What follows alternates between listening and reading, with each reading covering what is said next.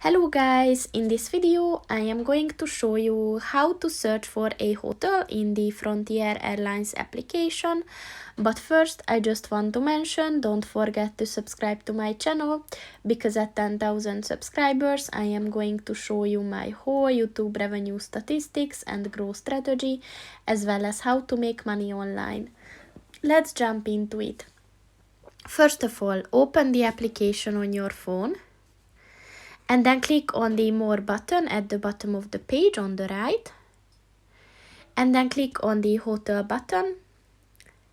So first you have to set the destination. And then the check-in time and the checkout time as well. And then you have to set the number of rooms and adults traveling with you. And then just click on the search button.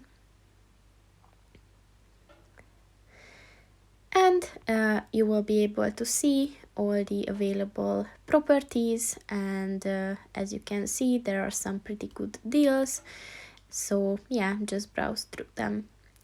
And that's pretty much it for this video, guys. See you in the next one. Goodbye.